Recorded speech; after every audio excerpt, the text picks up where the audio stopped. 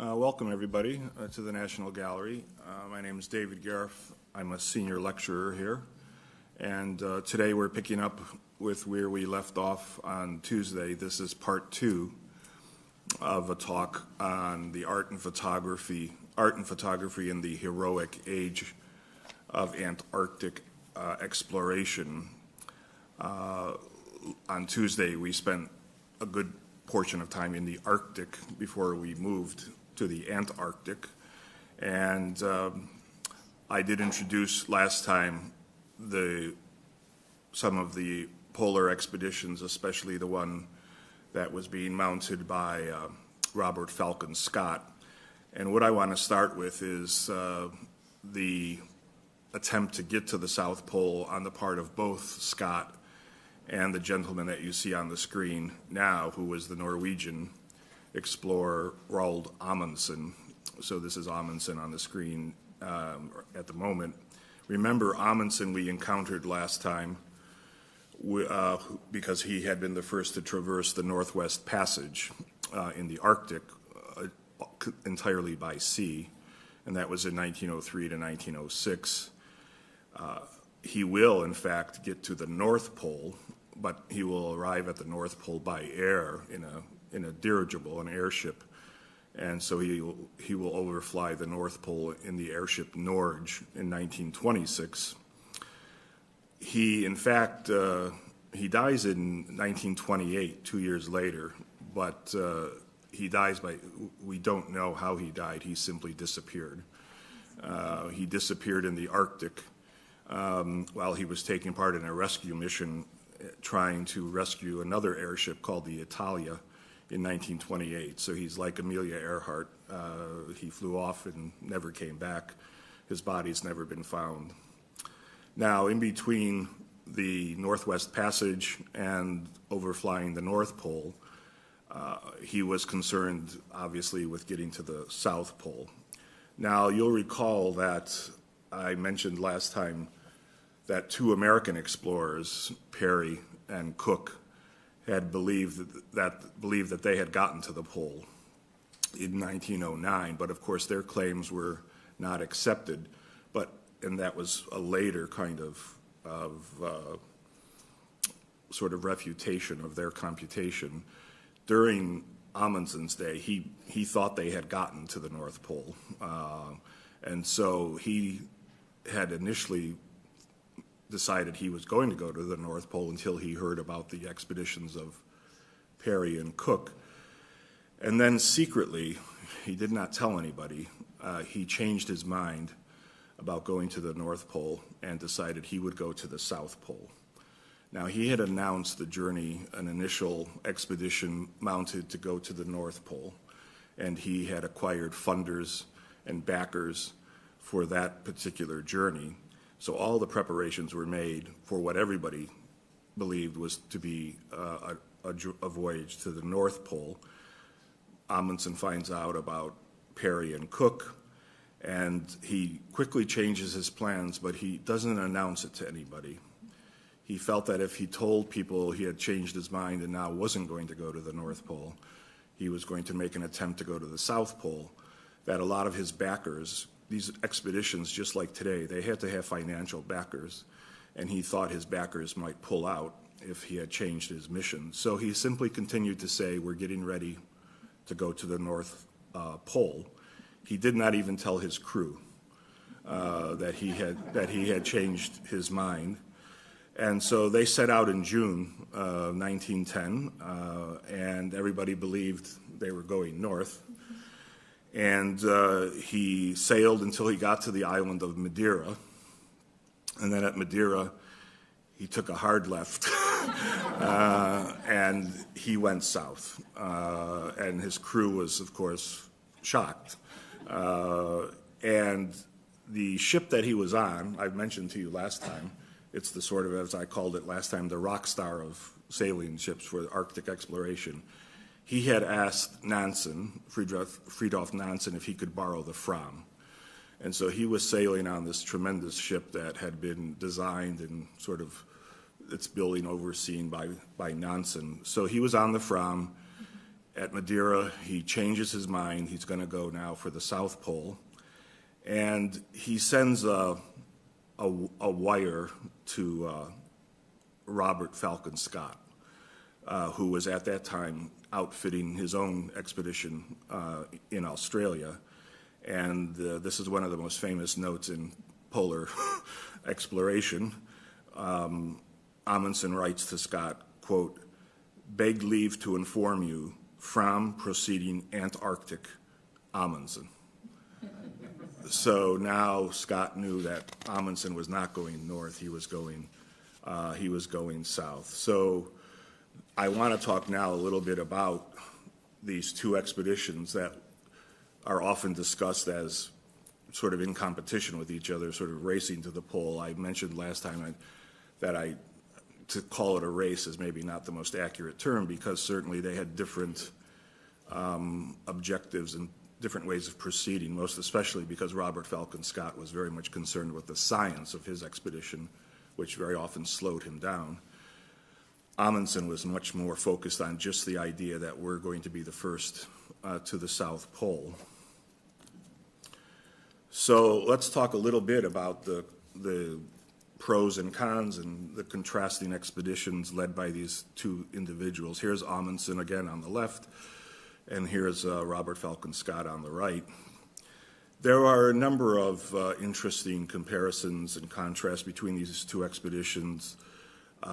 First of all, if you'll recall, when we talked about when Amundsen went through the Northwest Passage, that he stayed for a long time in the passage before proceeding in the sort of camp that he had made called Goa Haven, and that's where he encountered the Inuit, the indigenous Inuit.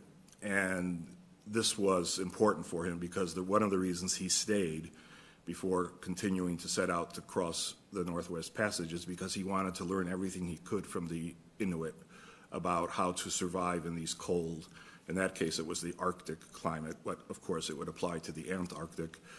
And he learned all kinds of things from them. They, as I said last time, they sort of took him in, they taught him, they tutored him. He had questions about how do you make a hut out of ice, what kind of clothes do you wear, what do you do, how do you avoid sort of the losing body temperature, hypothermia, all these things that he in fact learned to deal with from the Inuit. Now here in this slide you can see one of the differences between the two expeditions in terms of their clothing. What Amundsen had learned from the Inuit was to wear loose-fitting clothing that had been made from reindeer and wolf skin, and that allowed for the loss of sweat during exertion so that your sweat didn't freeze inside your clothing. When your sweat would freeze inside your clothing would become like a shingle. It would be hard and stiff, and not to mention the effects on your body temperature. So that was one of the differences, the clothing. What the British wore, what Scotsmen wore, was Burberry and wool. Burberry outer garments with woolen undergarments. If you've ever gotten your woolen socks wet in the winter, you know that it takes a long time for those socks to dry. And one of the most important things to confront on these expeditions was getting dressed in the morning. And if everything was frozen, your socks and all the things you had to put on, this was always a problem, and you could lose a lot of time. In the case of Scott later, it will take, when he's with the actual polar expedition, the 5 individuals, it will take them an hour and a half to get dressed, simply because everything is frozen. And that's before they start to suffer from frostbite. So this is certainly a factor. The Norwegians also wore what are called anoraks, which are kind of a hip-length hooded pullover that has a hood that you can wear on the outside. If the temperature begins to climb and you start to get warm, you can take that off, but you still have a good portion of clothing on. And they wore fur boots as well, the Norwegians did. Scott lacked any firsthand information in terms of coming from indigenous peoples who lived in these climates, specifically the Inuit. And in fact, here is where we had or have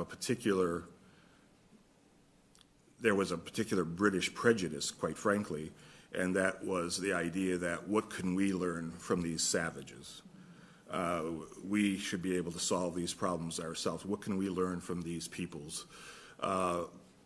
Amundsen did not have that point of view. He saw these people as equals and as, in fact, superior in knowledge to his own knowledge. So when you're wearing Burberry and wool, there's a problem of getting enough ventilation during exertion, which means your sweat freezes in your clothing, makes it hard, makes it stiff, and then it's difficult to get dressed in the mornings.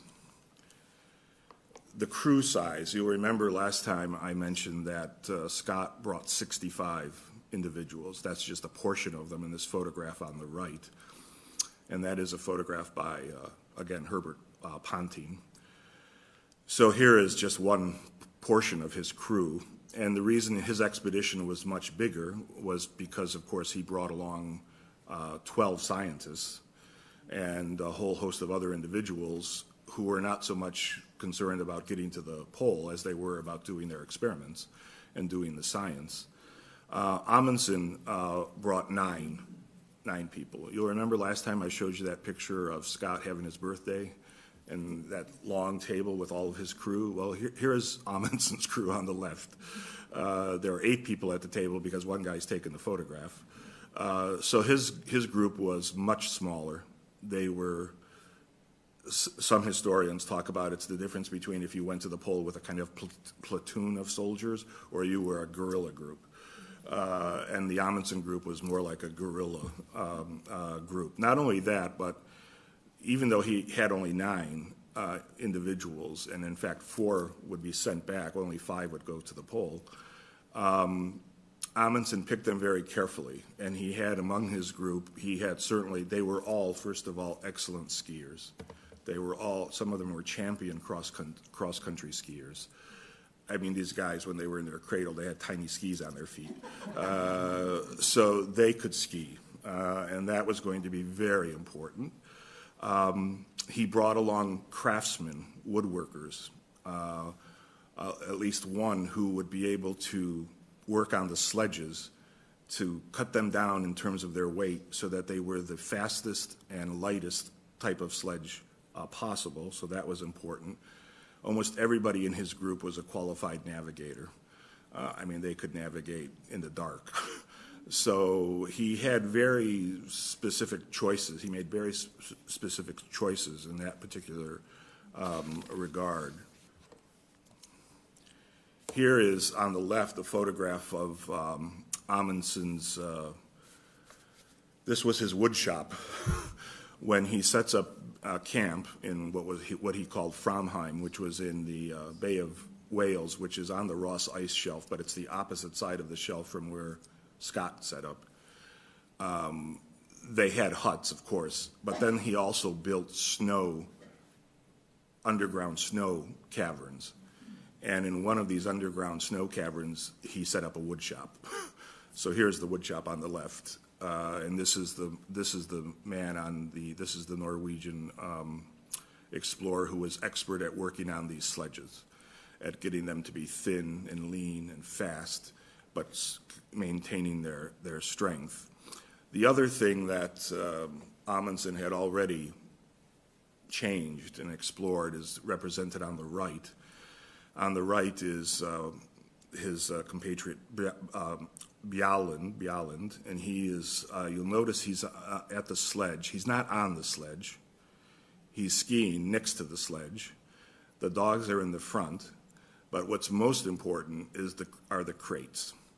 What Amundsen was aware of, and all explorers were aware of this, was that setting up camp took time. Not only did it take time, but then you had to cook. That took time. For example, when Scott brings an extra man, 5 instead of 4, that means you have to prepare food now for 5 instead of 4. All of these things were significant. So what Amundsen had created was a way of loading sledges with these crates where he would not have to unload the entire sledge when he got to a location. He could just open up these crates and take out what he needed use that and then put it back in, and he'd be ready to go again. So his method of packing and unpacking sledges was new and was quite efficient. The other thing here, of course, to notice here, because this slide shows it nicely, is that in the case of Amundsen's men and his sledge journeys, the dogs are doing all the pulling, and the explorers just skiing next to the sledge. They're not riding on the sledge. They're just skiing next to it. And because they were such good skiers, they could keep up with the dogs pulling the sledge. So all of these things are among some of the differences here. When we talk about just the facts and figures, and you put all of this information together, in 6 weeks, Amundsen's team would cover 1,400 miles without illness and without any injury. Not one of his men would become ill, and none of them ended up having any kind of an injury. And he ended up having food left over in all of his depots that they were starting to give it to the dogs. He had almost an embarrassment of riches of how he had loaded and placed his depots so that there was no problem in terms of food. They had departed for the pole on October 19th, 1911. They reached the pole on December 14th, 1911, which was 56 days. Then they stayed at the pole for a while to make sure their computations were correct, because this was going to be crucial to demonstrate and document for these various geographical societies that they had in fact achieved the pole. Then they departed the pole on December 18th, and they arrived back at the Fram on January 25th, 1912, at the Bay of Whales. And the ship was there waiting, and that was 38 days after leaving the pole. So the whole trip to and from the pole took 99 days, and that was 10 days less than they had calculated. And they had covered, as I said, roughly 1,400 miles. Here is on the left the famous photograph taken by one of the members of Amundsen's team when they are at the pole. So the photograph at the left shows the tent that they erected at the South Pole. 4 of his men, Amundsen is at the far left. And they named this site, this sort of camp, Polheim, which simply means home of the pole, Polheim. And so here they are on December 14th, 1911. Their tent had 2 flags on it. It had, of course, the Norwegian flag at the very top, and then it had a black flag, which was the flag of the ship, the Fram. So both of those flags were hoisted. And so they were there. They stayed about 4 days, did their measurements, et cetera, and then started back. But they left a message inside the tent. They left a message for Scott, and they left a letter for the King of Norway, King Haakon of Norway, but I'll come to that in a second. When they erected their tent, Amundsen wanted to be, as he said, quote, as near to the pole as humanly possible with the instruments at our disposal. This tent was literally, historically, the first structure at the South Pole, this tent here, at the geographic South Pole. And so Amundsen was very concerned about making sure the computations proved that they were at the pole. Now, the tent itself is interesting. The tent had been made by tent makers on the Fram, so he had, they were essentially men who were seamstresses who could sew, and they made this particular tent. But the design of the tent, this kind of pyramidal kind of design of the tent that almost all explorers began to use, was actually a design of the American explorer Frederick Cook. And Cook had told Amundsen about this particular design, and so Amundsen adopted it. And the way this tent, again, when you're setting up camp and breaking camp, you don't want to, time is of the essence. So this tent essentially worked on a kind of tripod idea. You could just erect this tripod very quickly, because it was fastened actually, and then you would put the canvas around, and then you would have to secure the bottom of the canvas with blocks of ice, et cetera. It was a very quick, beautifully designed tent for its purpose. The tent makers had, unknown to Amundsen, they had sewn into the tent two messages for him. One was Bon Voyage, and the other one was Welcome to 90 degrees, knowing that they would get to the pole here. Now, as I said, knowing the controversies of Peary and Cook at the North Pole, that their math, shall we say, was being challenged, Amundsen wanted to be very sure that he could demonstrate that they were at the pole. This was some 80 years before GPS, global positioning and all of that. He had, the main instrument you would use is a theodolite, and he had broken his. He couldn't use that for navigating his position. So he was actually forced to rely on the instrument you would use at sea, not on land, the sextant.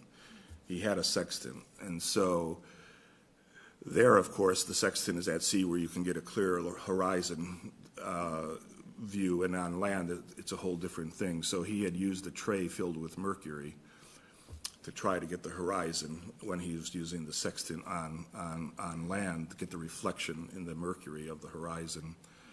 And then he was still concerned, once he got those numbers, about his location. So he sent his party out 12 miles in 4 different directions from where he was located.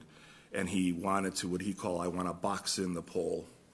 I want to make sure that everybody's computations, once we go out 12 miles in each direction, we should get a better reading. And so that sort of further secured the accuracy of his computations. Now on the right is the photograph 34 days later, and that is the Scott party arriving at the pole. They did make it to the pole, but they had been beaten by Amundsen by 34 days.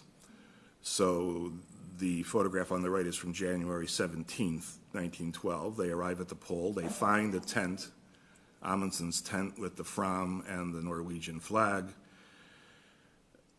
In fact, by the way, just to, again, these are all little trivial things.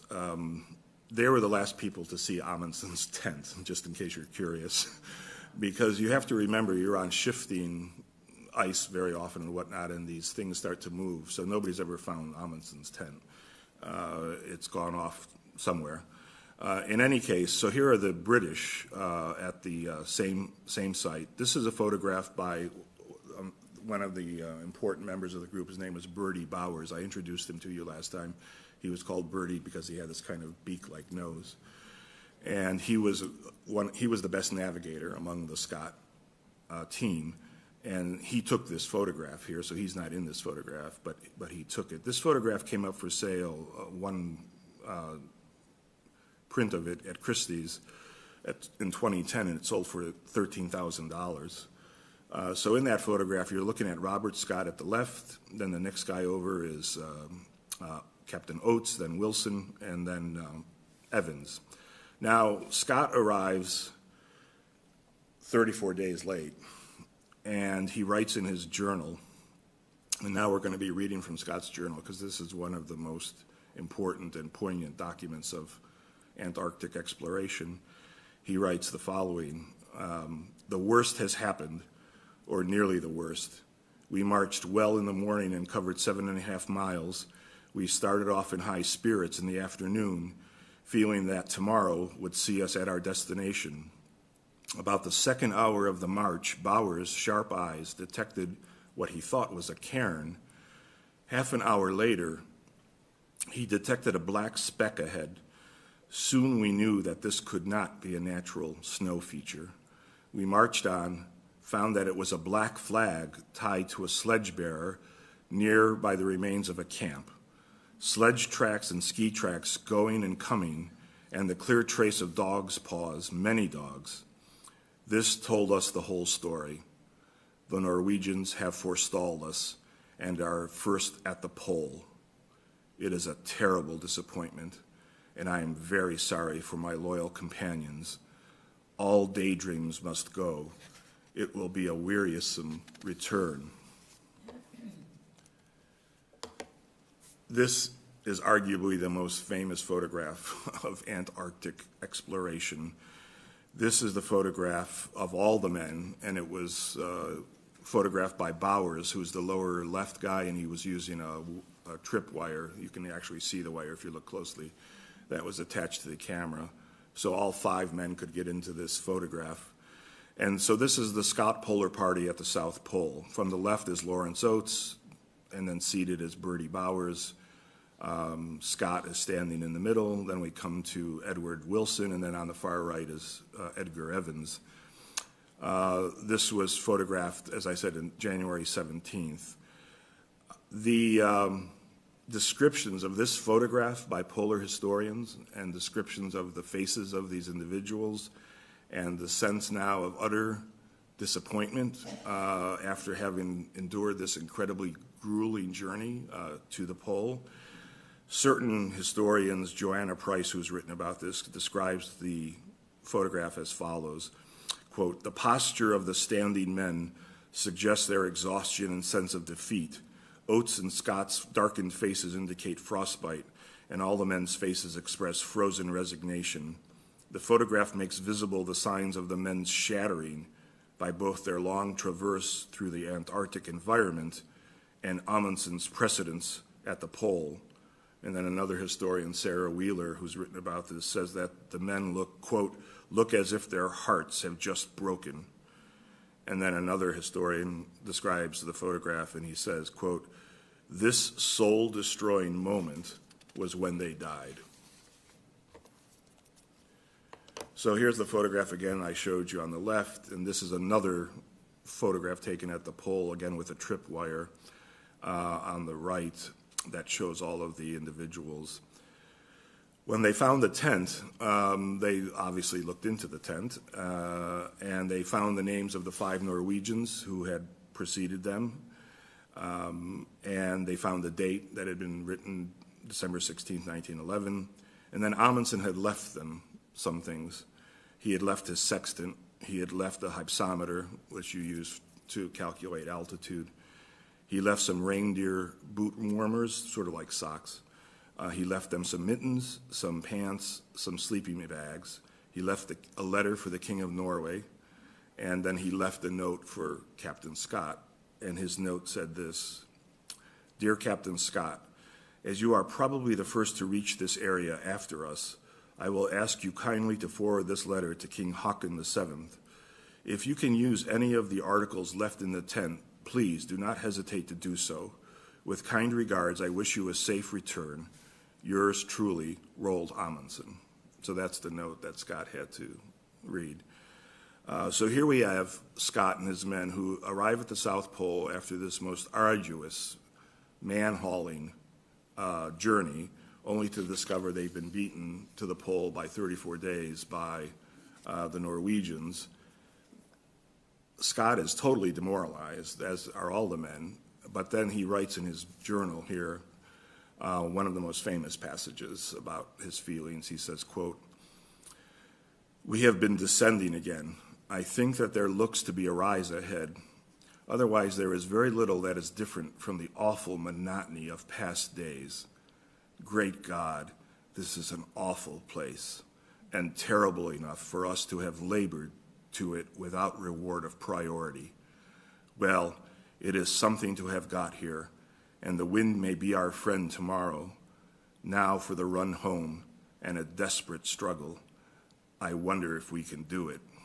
Now, Scott's words, "Great God, this is an awful place," are always taken as a perfect illustration of what I introduced to you last time, this concept of the traumatic sublime, where now you've been almost annihilated by the landscape, and you've come through this period of deprivation, exhaustion, pain, danger, and then not to even have the priority of having been to the pole, which would have bolstered your morale for the journey home. Now you have to make this incredible trek back. So here are the 5 men. Today they're sometimes referred to as the 5 Antarctic tragics. And on the left is Edward Wilson. The next is Robert Scott, and then that's Bertie Bowers. So those are the three from the left to the right. And then at the top is Edgar Evans, who we're going to talk a little bit more about, and then below him is Lawrence Oates. So these were the 5 men who made it to the pole. Now, the return back is the great tragedy of this story, and in the literature on the Scott expedition, written by historians, etc.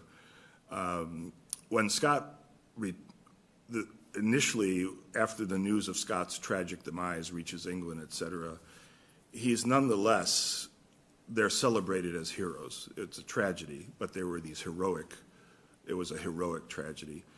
As the 20th century progressed and historians started to look more carefully at things that I was just mentioning, well, what decisions did he make? How did he organize his expedition? What choices did he make?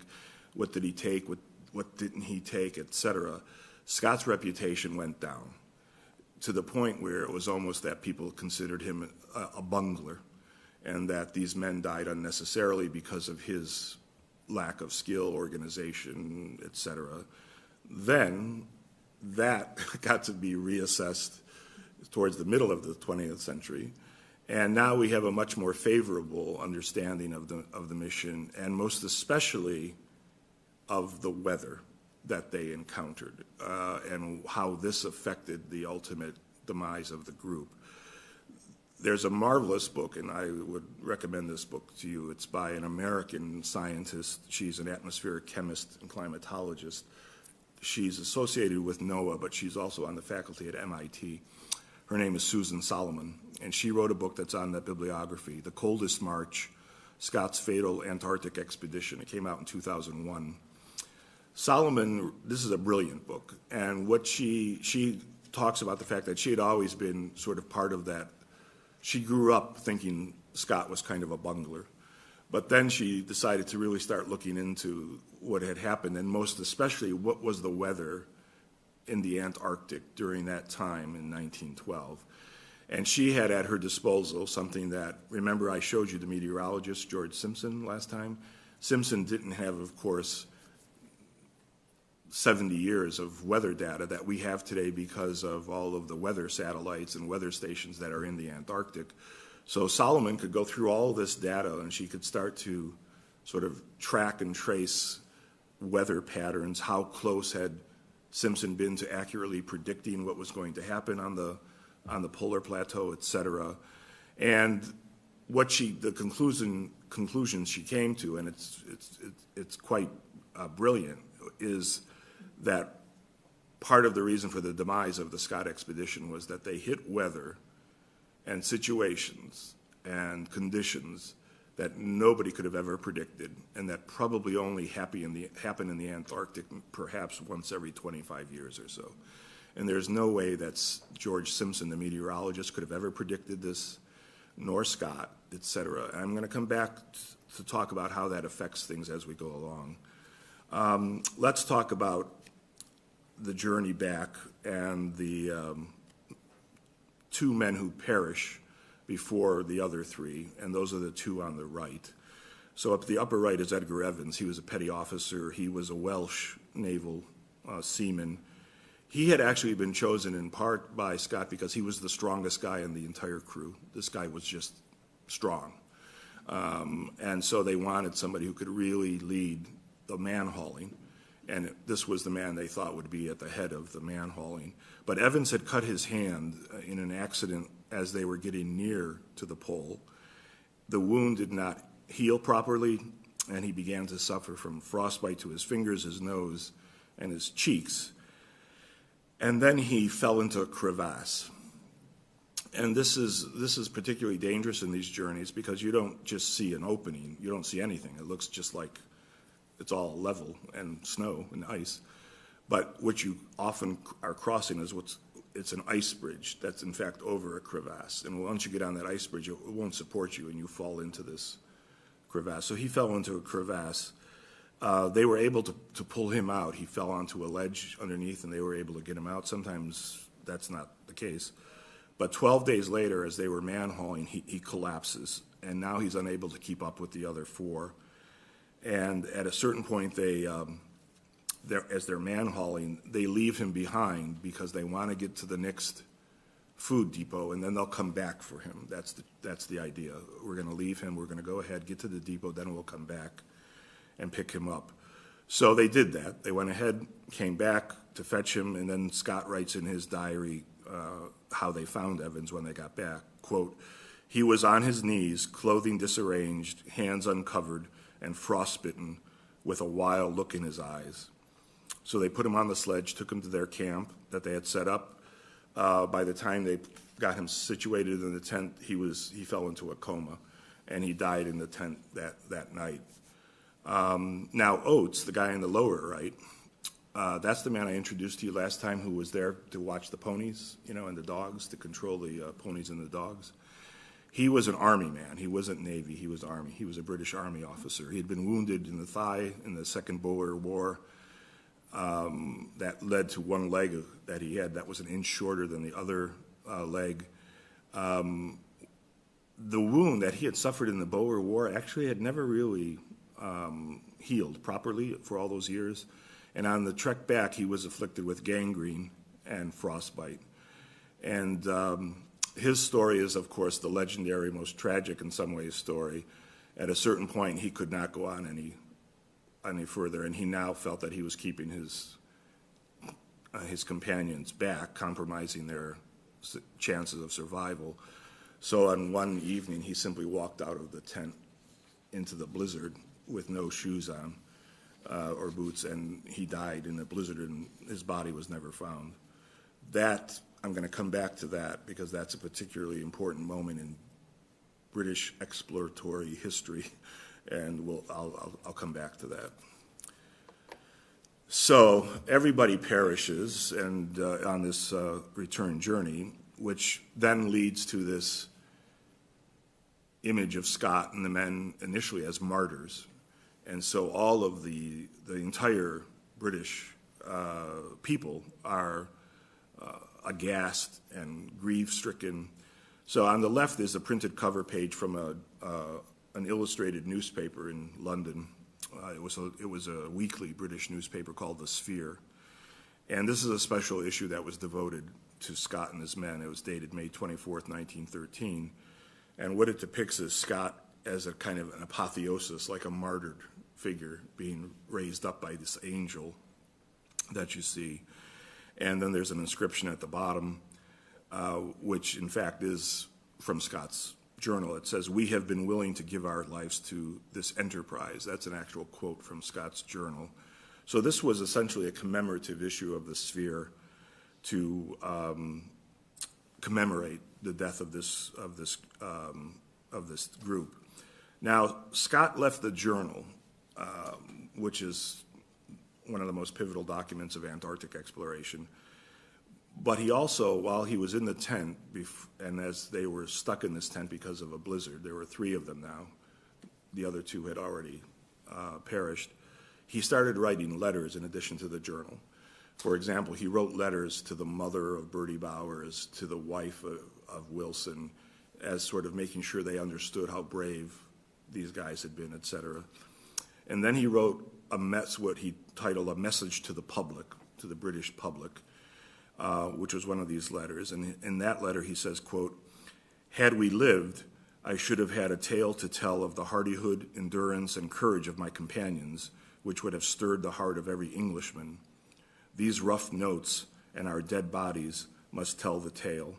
But surely, a great rich country like ours will see that those who are dependent on us are properly provided for." He seems to have been concerned about the fact that the wife, the children, the families of his compatriots, that they would be provided for by the government. And then the most famous, one of the most famous journal entries is his very last journal entry. And this is on March 29th, 1912. He writes in his journal, "Since the 21st, we have had a continuous gale from west-southwest and southwest. We had fuel to make 2 cups of tea apiece and bear food for 2 days on the 20th. Every day we have been ready to start for our depot 11 miles away. But outside the door of the tent, it remains a scene of whirling drift. I do not think we can hope for any better things now. We shall stick it out to the end, but we are getting weaker, of course, and the end cannot be far. It seems a pity, but I do not think I can write more. And then he signs his name, and then after that he says, for God's sake, look after our people. So that is those are the last words of Scott. He's in this tent, his 2 compatriots, he's writing in his journal. Essentially, they're freezing to death. They're suffering from frostbite, to a large extent starvation, hypothermia, etc. He's able to keep writing. And we come back to the story of Oates. This is a painting on the left by John Charles Dolman. He is an English painter and illustrator, very important painter. He was a member of the Royal Academy, the Royal Watercolor Society. So the painting on the left is titled, A Very Gallant Gentleman, Captain L.E.G. Oates Walking Out to His Death in the Blizzard on Captain Scott's Return Journey from the South Pole, March 1912. That's the whole title. A Very Gallant Gentleman, Captain L.E.G. Oates Walking Out to His Death in the Blizzard on Captain Scott's Return Journey from the South Pole, March 1912. This is painted in 1913. It's an oil on canvas. On the right is a sketch for the picture that, in fact, just recently surfaced. It sold at Christie's in 2014. So it's exactly the same title. It's just a study for the figure at the left of Oates walking out into the snow. Now, in fact, that figure walking out into the snow in these 2 images here, Dolman had used one of Scott's surviving members of the party as the model for the figure.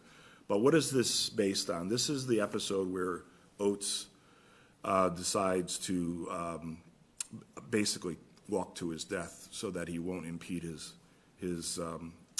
colleagues, and this is how Scott recounts it in his journal.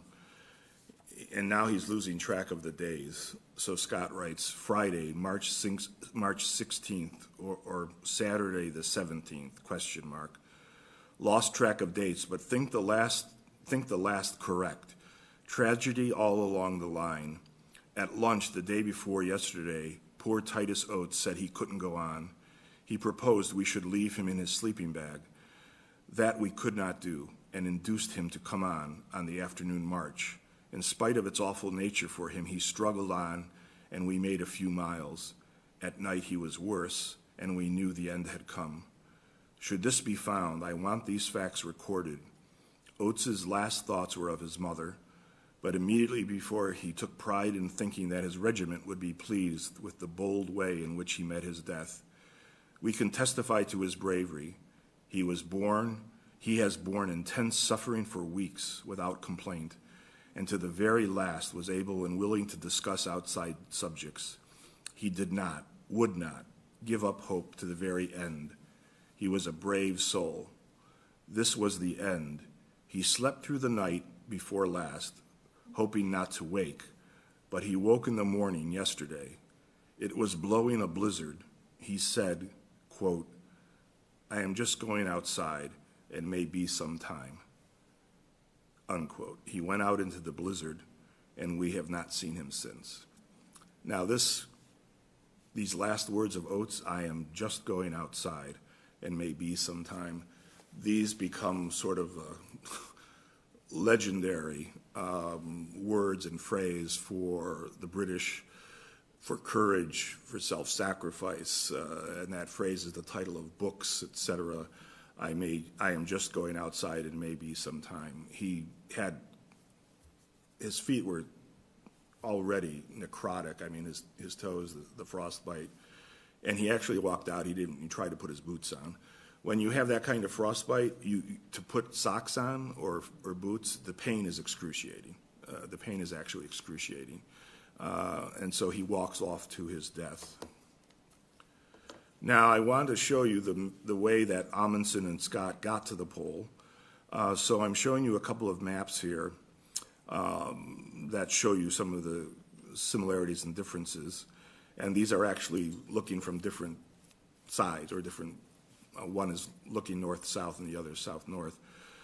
So if you look at the left, you'll see down here, this is the Ross Ice Shelf. That's the proper name here. They call it the Great Ice Barrier here. But this is the Bay of Whales, where Framheim and Amundsen set up camp.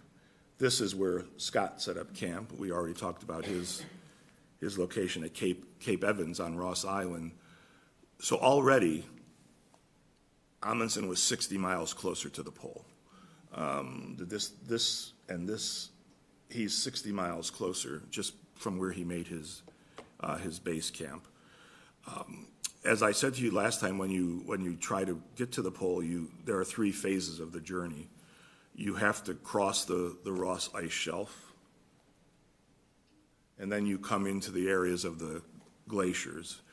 And Scott crossed the Beardmore Glacier, which is here. But Amundsen went a different way. He crossed this glacier, which is the Axel Heiberg Glacier, which nobody had crossed. Scott knew this crossing because Shackleton had crossed there in the past. So he knew this path very well. He knew the horses wouldn't be able to go through the glacier, but he was able to make it through. But again, Amundsen went a different way, crossing a different, and then once you've crossed the glacier, you come onto the polar plateau, and then it's sort of a straight shot to the South Pole. But along the route, this is where you have to lay your depots of food so that you can find these when you come back. And you usually lay your depots in good weather in the summer. And the pivotal depot for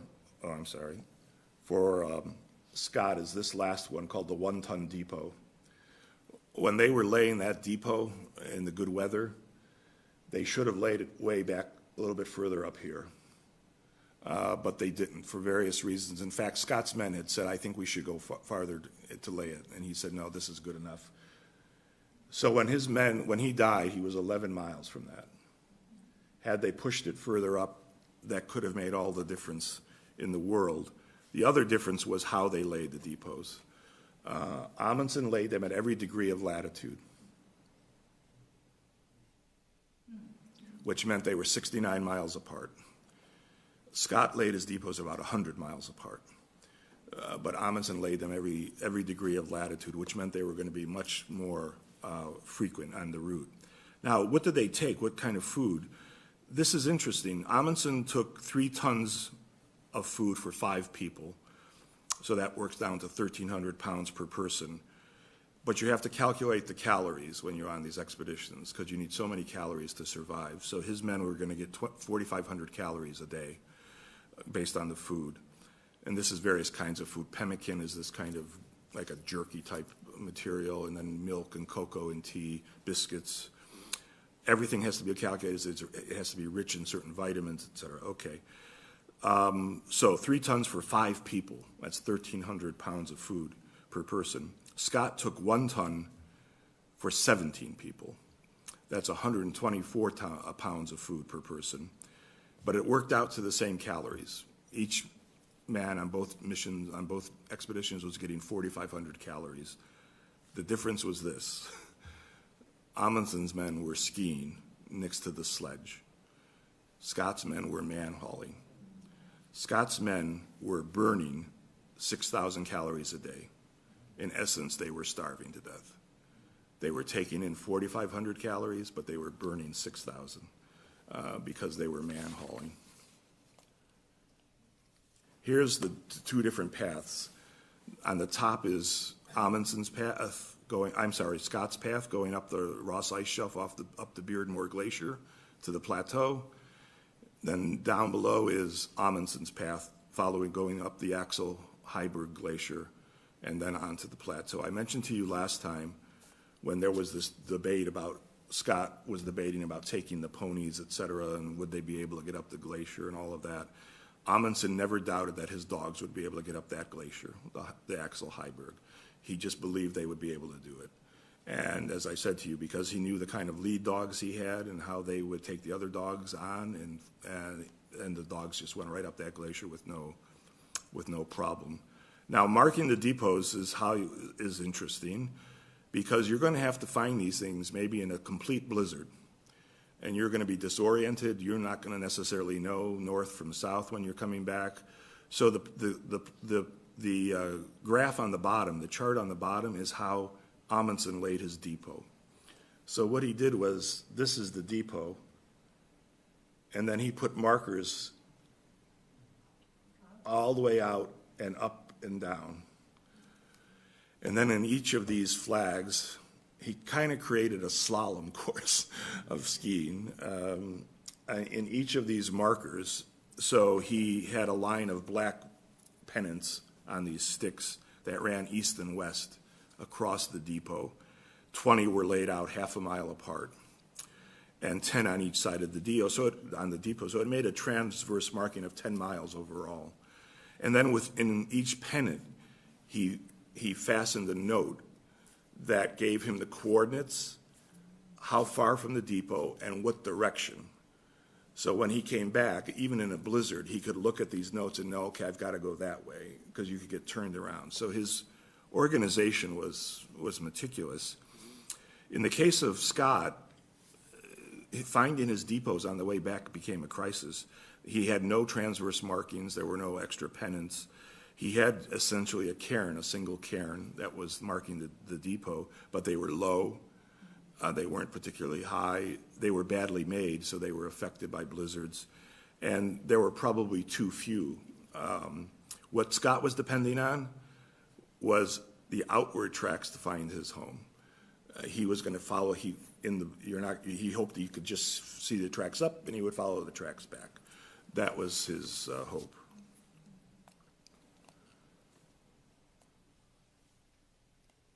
Now, I don't want to ignore the art and the photography of these journeys, and I've mentioned this man repeatedly, and this is Herbert Ponting, the great photographer and filmmaker who accompanied the Scott expedition. And so here he is on the left. This is, again, the kind of cumbersome cameras that you had to bring. This was very difficult. So here he is on 1912 on the left, and then on the right with a cinematograph, which is basically a movie camera, a 1911 on the right. So Ponting and Hurley, who will accompany Shackleton, are really the two great photographers of the Antarctic at this time. Ponting's career began in America in 1900 when he took some lessons in stereoscopic photography. He then became well known as a travel photographer. He went all around the world. And what was important for him and what made his reputation is that he would come back from these journeys to these exotic places, and then he had a whole lecture circuit where he would have the slides. Do you remember those slides I showed you last time, those glass slides? Those would be used in lectures, and he would lecture to people about these exotic places that they had never been. And he would make a lot of money, and that's what made his reputation. As I said, he was both a photographer but also a filmmaker.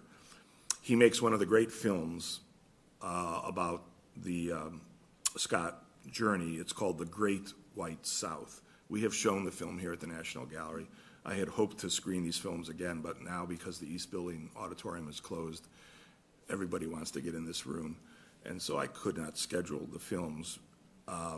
So that's the book. I'm sorry, the book was The Great White South, and then he made the film from the book called The Great White Silence in 1924, and I'll come back to that in a second. So he's the important photographer and filmmaker for Scott. This is Edward Wilson. We've seen him already. He was on that final 5-man journey and who perished at the pole with Scott in the tent. Wilson was one of Scott's closest friends, and he was on the mission as the physician. So he was there as both a physician, but he was also a naturalist, a historian, a painter. He was an ornithologist. He had all these different skills.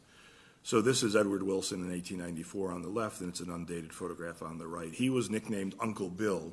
He was incredibly popular with all the men on the expedition. He had traveled with Scott on the Discovery expedition, the first expedition, and then he signed up for the Terra Nova expedition, and that's where he perished, in that tent with Scott and Bertie Bowers, those last three men who were essentially freezing to death in the tent. Here he is. This is a Pontine photograph of Wilson on the left from 1911. Here he is at work on one of his paintings. He would go out and do sketches. You could not use oil paint in the Antarctic because it just froze. So he would very often do pencil sketches and things outdoors, and then come back and work on a finished painting. These are both photographs by Herbert Pontine. Wilson, in essence, was the head of the scientific staff, more or less, for the Terra Nova expedition.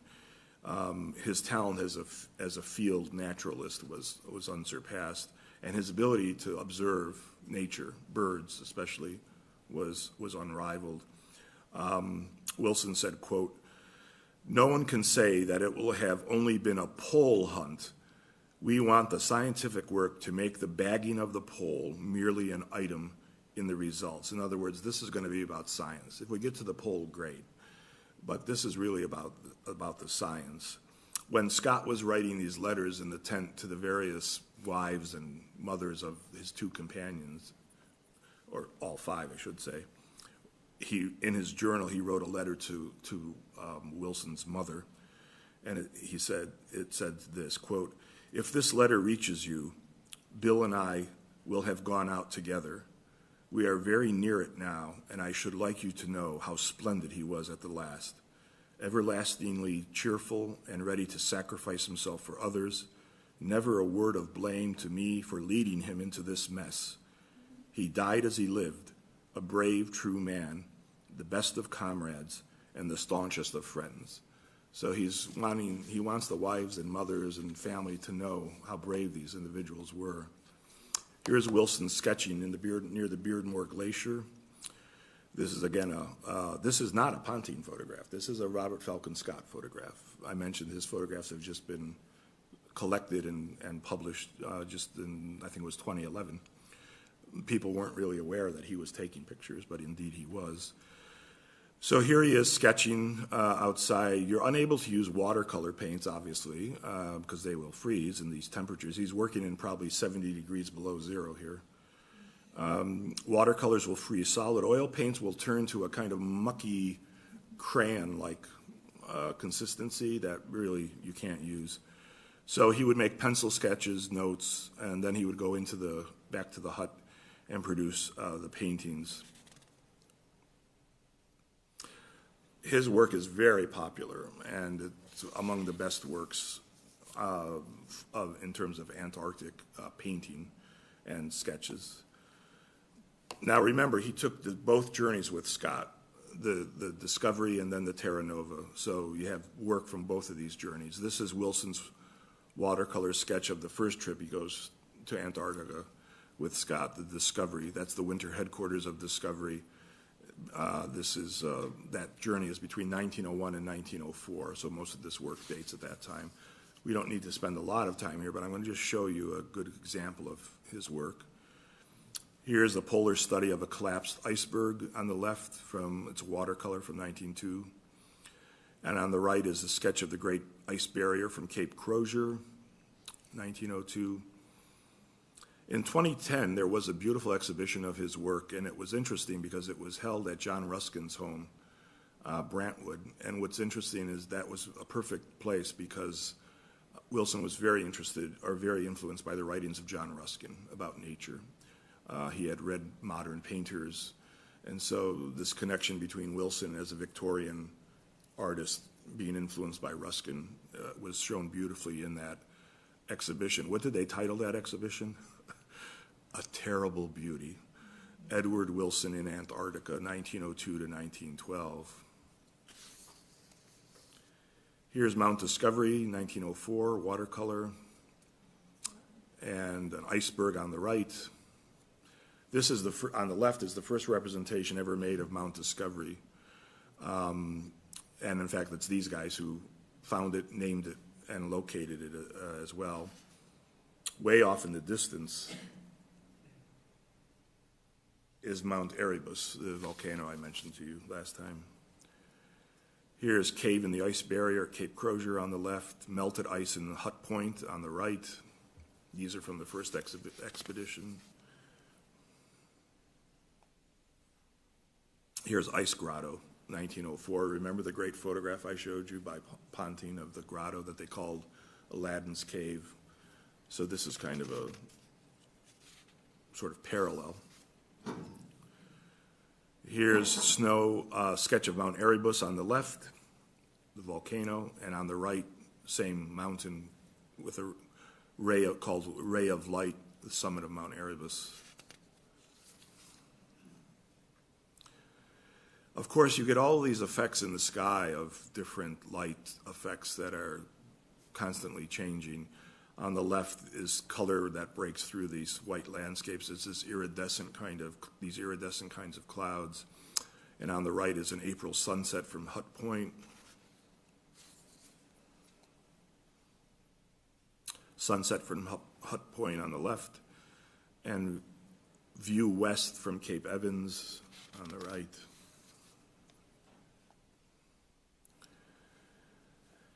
Here is Mount Markham, Cape Wilson. Remember Mr. Markham, I showed you his journal last time. So all these places are named for all of these different explorers. So Mount Markham, Cape Wilson on the left, and then looking north in McMurdo Strait on the right.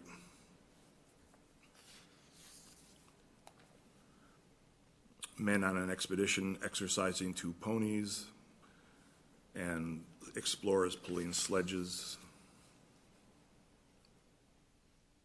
Much of this work is at the Scott Research Institute in Cambridge.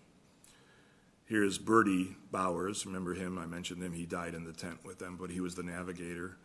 And here he is, Bertie, reading Observations on the Ramp, June 6th, 1911. And then another landscape view on the right. There are these different effects in the sky, what's called a paraselling, where you get these lunar halos, and then you get spots that look like there are extra moons in the sky, and this is very distinctive in the Antarctic. So he was representing those very frequently. These are both from 1911. The same thing here with these coronas, and then you have what's called a perihelion, which looks like, again, that there's more than one sun in the sky on the right. So you have these very strange effects. Sky at night that looks like there's more than one moon, then scenes that look like there's more than one sun. Blizzards, and I'm going to talk more about blizzards in a second, but blizzards are a huge problem. You could certainly get lost, and here you see Wilson trying to show what it looks like, taking observations in a blizzard on the left, and 3 men with a sledge in the snow on the right. Here's Emperor Penguins by Wilson on the left, and that is a Ponting photograph on the right of an emperor penguin from 1911. So the left drawing or painting, it's a watercolor, was from the first expedition, the Discovery, but the photograph on the right is from the Terra Nova. Remember, no humans live in the Antarctic. There are plants and some animals, and penguins and seals are the main residents, shall we say, and then these sort of bioorganisms that are in the water. Now here I'm going to show you next some really phenomenal drawings by Wilson. Here's Emperor Penguin Chick on the left from 1901 to 1904. And here's a mother Weddell seal. Weddell seal is a distinctive seal that exists near the Weddell Sea. Mother Weddell seal with pup from 1904. Two of the greatest images are here. This on the left is a light-mantled sooty albatross. from 1901 to 1904, and a gray-headed albatross on the right. Today, there are about 1,900 of Wilson's drawings and sketches that are held, as I said, at the Scott Polar Research Institute at Cambridge. Then we have this. This is called a tree creeper. It's a type of bird. This is early, 1898. It's a watercolor. And this has an interesting story because this was just discovered recently. In September 2016, there was a conservator who was working in one of those historic huts. It wasn't actually a Scott hut. It was Cape Adare, which is where Mawson had his hut. It was on the western edge of the Ross Sea. And while they were starting to conserve everything in this hut, they found this drawing. It's a water-stained paper portfolio, and it was in a bunk, hidden in a bunk in the hut. Now, Wilson had traveled to Norway and to Switzerland for therapeutic climates when he had contracted tuberculosis in 1898. This drawing dates to 1898, so long before he goes off to the pole. He was a patient at a sanatorium in Davos. How this drawing ended up in the Antarctic, we don't really know. It's a Eurasian tree creeper. It ends up at Cape Adare. Did Wilson take this with him when he went to the Antarctic? Did he give it to a friend? It was made a decade before they were in the Antarctic. So this remains a mystery, how this thing showed up in the Antarctic. Here's the lady who conserved it. She's part of the New Zealand Antarctic Heritage Trust. It is signed and dated, you can see there. So this was a wonderful find just recently. Okay, so we've covered Amundsen, Scott, certainly, the tragedy and all of that. Now we come to this guy, and this is Ernest Shackleton.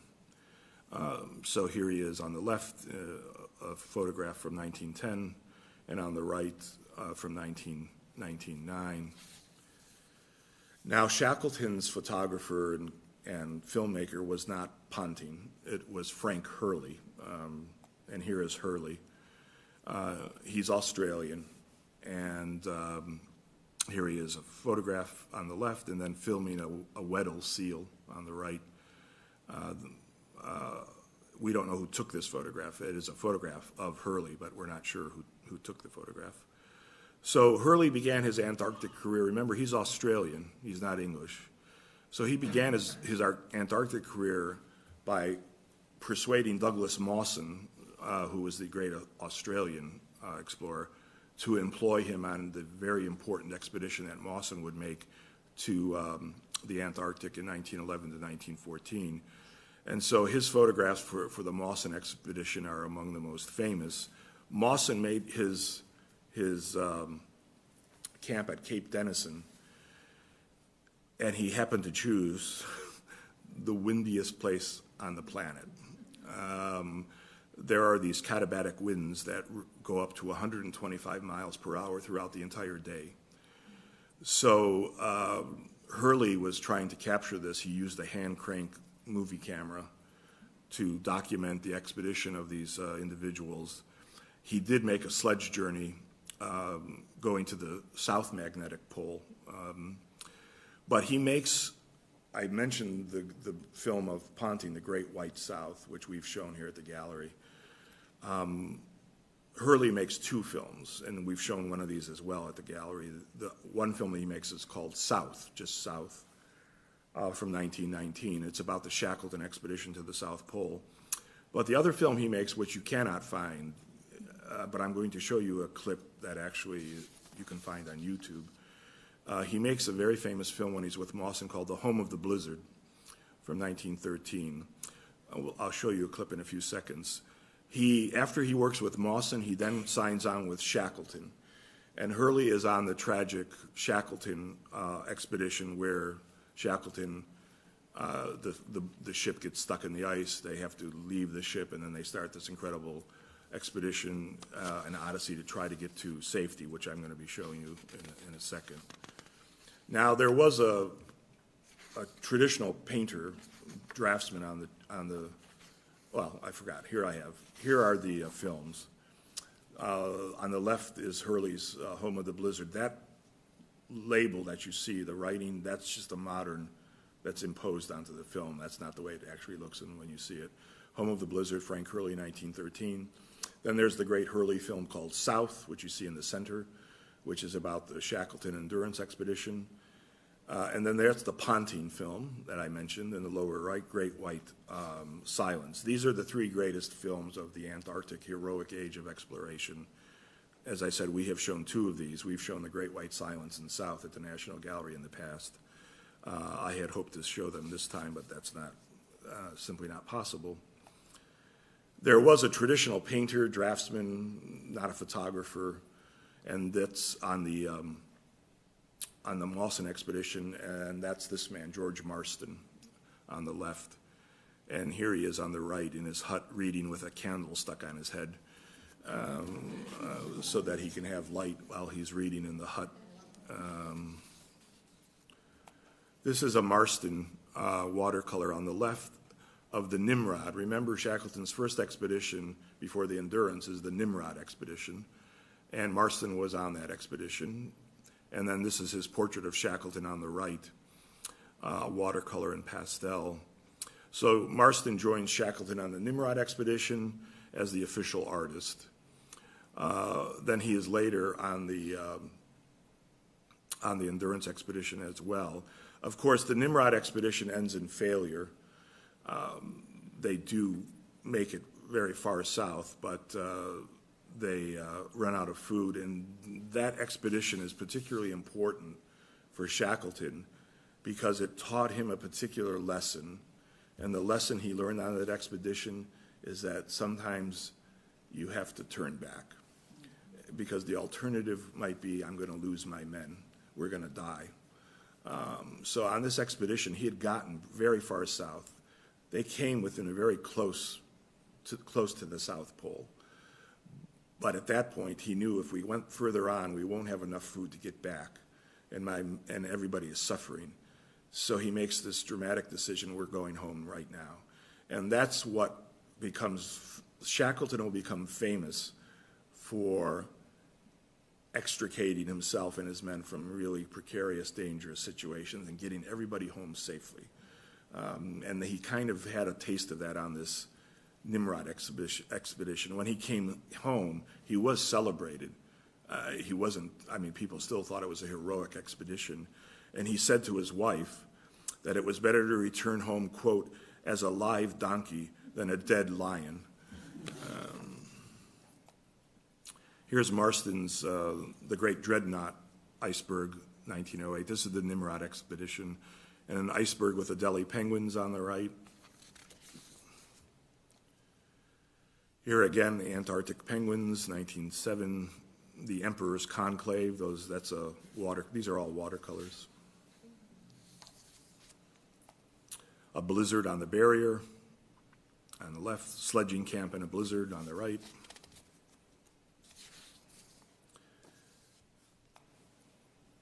On the left, the returning sun, 1908, and on the right, the depot party amongst crevasses, where they're laying a depot.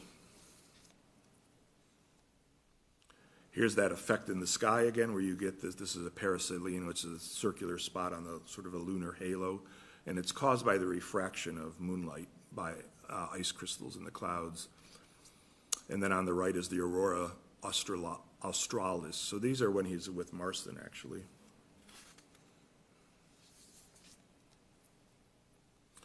The autumn sunset on the left, and full moon in the winter on the right.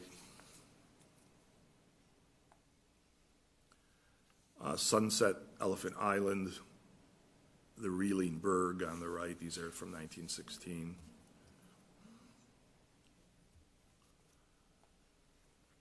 Now let's talk about, after the Nimrod expedition, Shackleton mounts another expedition, and this is the most famous because it's the most incredible story in the history, probably, of Antarctic exploration. It's the Endurance expedition, So here is Shackleton on the left with two views of the Endurance, the ship that he would sail, and that's the Endurance on the right as it's departing from South Georgia Island. So he leads the Nimrod expedition in 1907 to 1909, but then in 1914 he mounts another expedition. By this time, everything is, he thinks, well, people have made it to the South Pole. He thought people had made it to the North Pole. What the heck's left to do where I can make a name for myself? So he decides, well, what hasn't been done is nobody has crossed Antarctica on foot, a sledge journey all the way across. So that's what the purpose of this expedition was. He would take two ships. They would arrive at different ends of the Antarctic. His ship would be the Endurance at the north.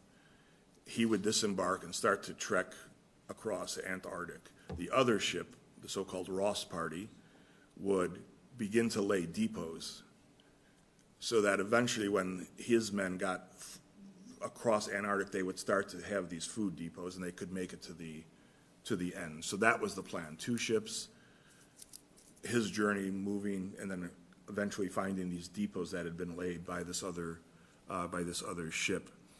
So he departs South Georgia on December 1st, 1914.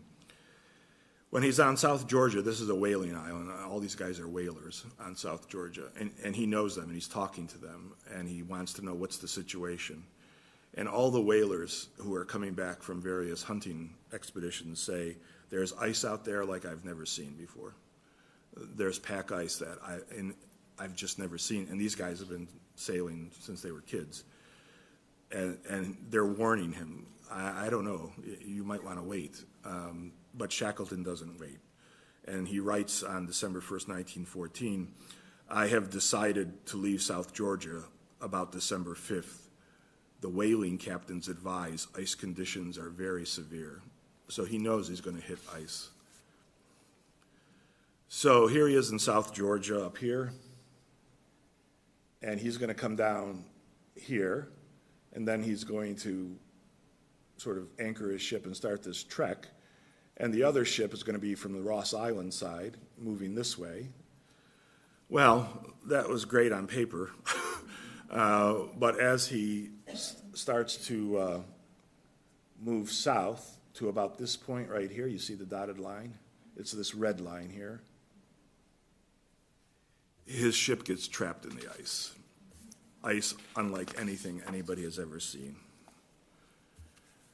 So here we have now on the left, and these are photographs by Frank Hurley, who at one point suspended himself over the bow to take photographs of trying to break up the ice.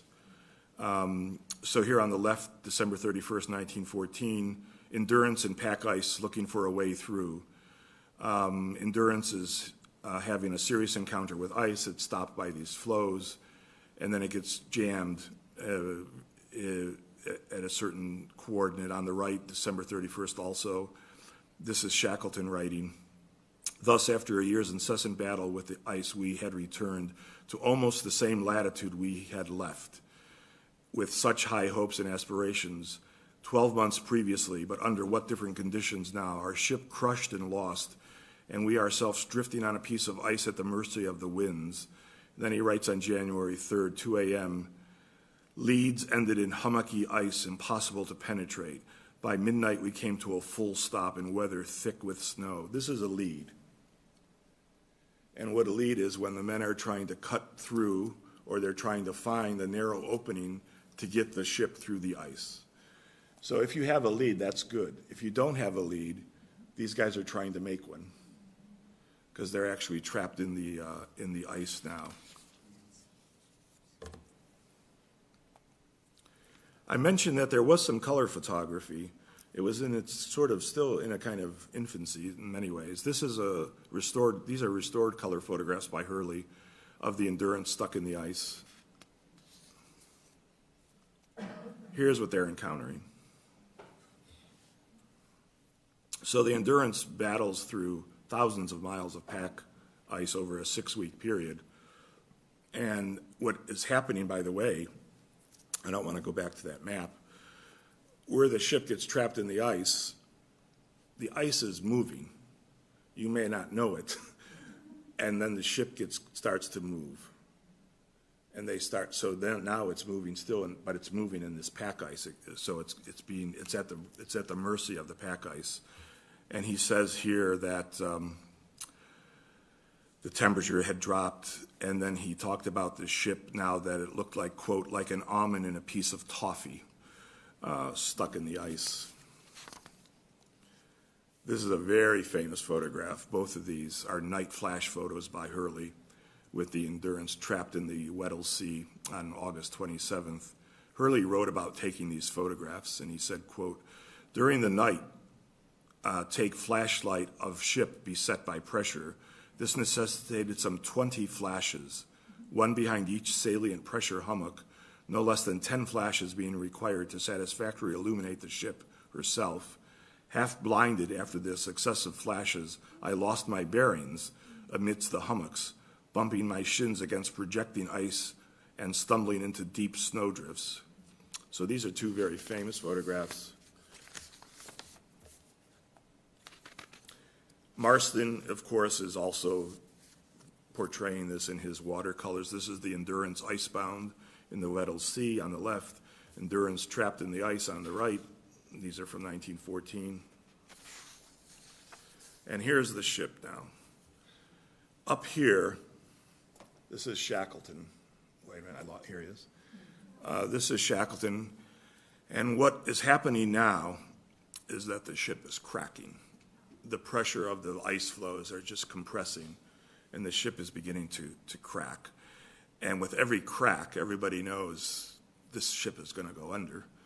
So we have Shackleton on the ship on the left, surveying and trying to sort of look at the damage. And then on the right, one of his right-hand men is Frank Wild. And it's Frank Wild at the left and Shackleton in front of the Endurance after it has been crushed.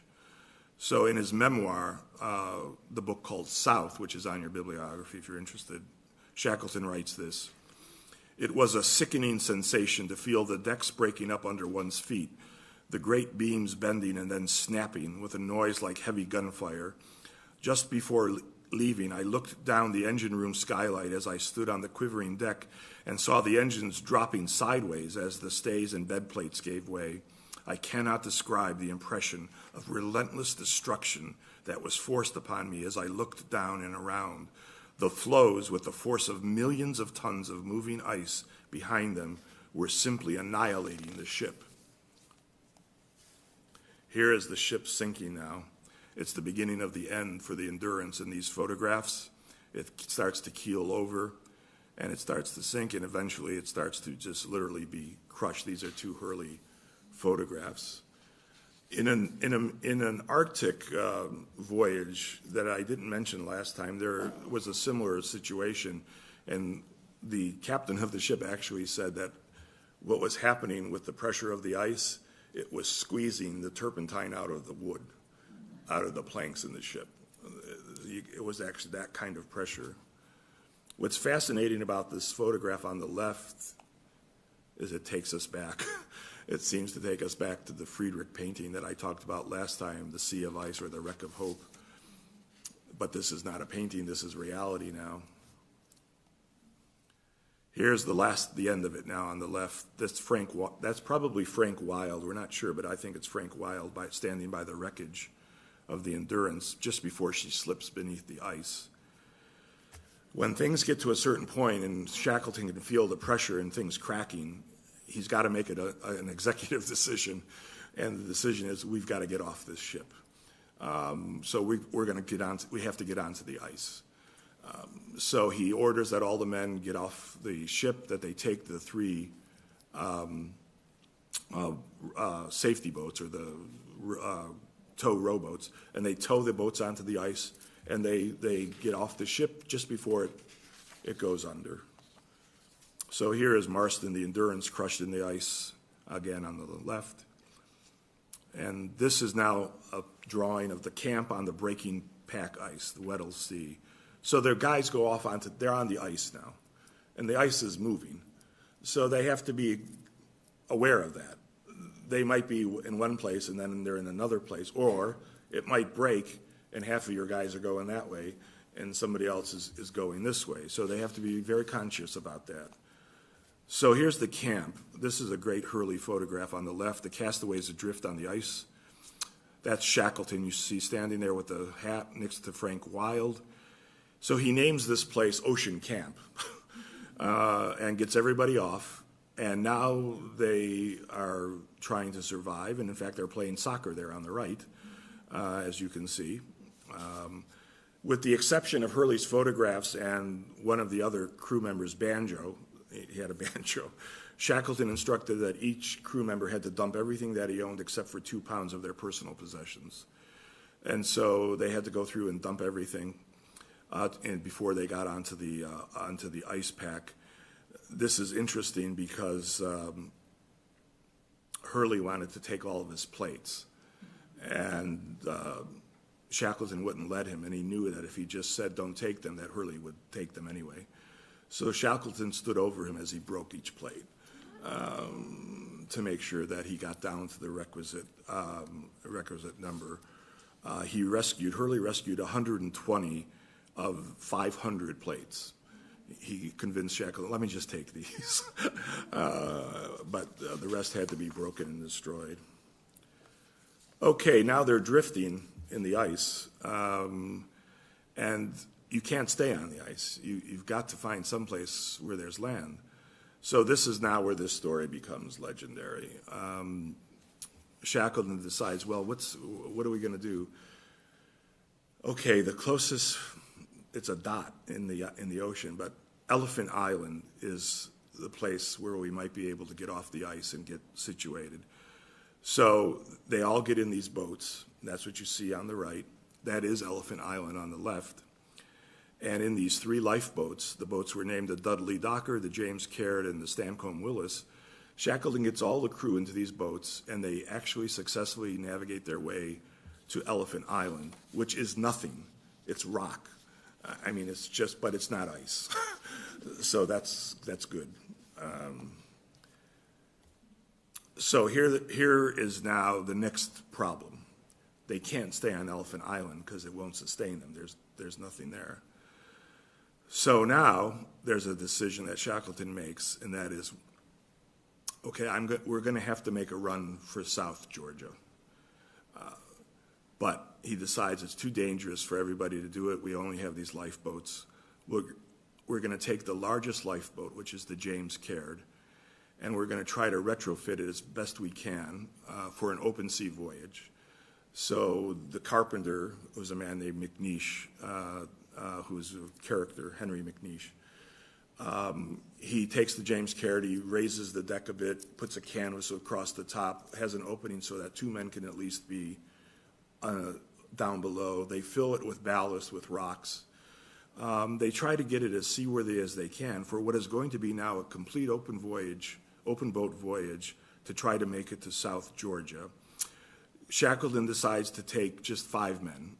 Himself, Frank Worsley, who is going to be one of the heroes, Tom Crean, Timothy McCarthy, and he takes McNeish for a reason I'll mention in a second, and John Vincent. These are guys that are going to go on this trip. The rest are going to stay on Elephant Island. So if we get to South Georgia, we'll come back and get you guys. That's the plan. The reason he takes McNeish is because McNeish was the biggest pain in the butt of all of the crew. And Shackleton knew and always had his thought about how one dealt with your crew was to always keep the troublemakers with you. Don't have them affect the other men. So always keep the troublemakers. McNeish was the carpenter, so it would be good to have him. But really it was more about he didn't want him to infect the rest of the guys while he was away. This is Frank Worsley. He was the captain of the Endurance, and he was now he was the best navigator of the crew, and Shackleton knew this. And so this whole voyage now, which had never been done before in a small open boat to try to get from Elephant Island to South Georgia, this was the guy who would have to navigate. He would have to navigate in pitching seas, huge waves. He would have to try to find the horizon. And It's one of the most remarkable navigational feats in the history of seafaring. So Worsley is the navigator. Here are the guys on the right. This is a Hurley photograph, seeing off the guys. They're stuck on Elephant Island. They're saying goodbye to that little boat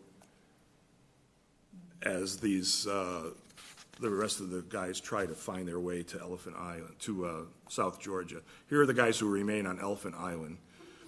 This is 3 months after Shackleton's departure. Now, you have to believe, as many of them did, there's no way these guys are going to make it. That's just impossible. We're going to be stuck on this place, and we're probably going to die here. They took the other lifeboats, and they tried to make a kind of a shelter. They called snuggery. They upturned the lifeboats, and they used, and they then tried to use tarps and things to make them somewhat weather resistant, and this is what they slept in. Now, we've got a crew of 6 on the James Caird, this little lifeboat, trying to get to South Georgia Island, which is just a speck in the sea, just like Elephant Island. To try to negotiate and navigate this, they said it was like the proverbial needle in a haystack to try to find this island. There is South Georgia Island on the right, and that's how it looks on the left. As the journey goes on, they're suffering from thirst, their rudder breaks, the boat is leaking, and they're suffering greatly. They finally do get to the island. Worsley, in one of the most incredible navigational feats in modern navigation, he gets them to the island, believe it or not. But the problem is he gets them to the uninhabited side. The whaling station is up here at Stromness. That's where they had actually left from, remember? So they're on the wrong side of the island. And now Worsley says there's no way, first of all, this boat's not going to make it. And if we try to now get back in this boat and go around, we're going to be pitched out to sea because of the currents. We're going to get lost at sea. So now Shackleton has to make another decision. He says, okay, well, the only thing to do is we got to cross the island on foot to get across, which nobody had ever done. And this island had never even been mapped in its interior. So he now leaves 2 guys behind. He, along with Worsley and another guy named Thomas Crean, they decide, okay, we're going to set out to cross this mountain that nobody knows, or across this island, which is full of glaciers along the spine that they're going to have to cross. So they would have to go right across over the backbone of the mountains that ran along South Georgia. They took provisions for 3 days. They had no crampons. In other words, they had no boots that had spikes to help negotiate climbing. So they took screws out of the ship and they put them into the soles of their shoes to act as crampons for traction. Their clothing was totally threadbare from the sea journey. They had no sleeping bags. They were all malnourished. They were all suffering from frostbite already. And they set out for the other side of South Georgia at 2 a.m. on May 19th, 1916. It's totally dark, so it was dark most of the time. They were hiking by the light of the full moon. The terrain is rough. The interior had never been mapped or charted. They had no maps or charts. They roped themselves together for fear that somebody would fall into a crevasse as they went across the mountains. They made various miscalculations. Worsley was still trying to get their position, and several times they ended up in the same place they had started. And they realized we're going in circles. They were able to still negotiate that. Then they faced the ultimate dilemma. They come to a huge glacier. Night is falling. They're making very little progress now, descending the slopes. They're at a high altitude, and Shackleton knows if we stay here, we're going to freeze to death at this altitude. But we've got to negotiate this glacier. So they make a decision. He makes a decision. We can't really climb down this glacier. We're going to just slide down it. And so they all get to the edge of this of this glacier, this huge declination, and they jump, and they start sliding all the way down. Later, Worsley would write, quote, "We seemed to shoot into space. For a moment, my hair fairly stood on end." They make it all the way down by sliding. They make it down. Here is the whaling town they were trying. This is the way it looks today on the right, and this is some of the mountains and glaciers on the left. That's a satellite image on the left. They get to the bottom of the glacier. Now they still have to hike to the whaling station. They knew that the whalers go to work at 7 in the morning. They weren't sure of their position, but they knew at 7 in the morning if they heard the horn telling the sailors to go to work, the whalers to go to work, they knew that they had made it. So they're in incredibly bad conditions that you can't even imagine. They wait the next day at 7 to hear this horn, and they hear it. So they know the station is nearby. So they begin to make their way to the station. Then they're not sure that it's still manned. There might not be anybody there. By mid-afternoon, after they had been traveling 36 hours, they walk into this station that you see there on the right.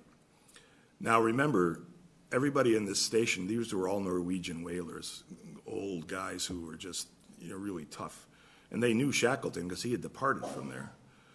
So Shackleton goes up to the station manager's house, and he knocks on the door, and this guy opens the door, and he's looking at the sky, and the manager says, "Yeah, what do you want? Who are you?" And then Shackleton says, "You don't recognize me?" And the guy says, "No." And then he says the famous line, "I'm Shackleton." And then at that point, as the story goes, this Norwegian whaler, who was as rough and tough as nails, supposedly turned away and started to cry. He couldn't believe that this was Shackleton, the way he looked, how he was totally sort of beyond any kind of recognition. Okay, now we still got to go get our other guys, right? I've left guys on Elephant Island. Well, first of all, I've left guys on the other side of South Georgia, and then I've left my entire crew on Elephant Island, right? Now we got to go get these guys.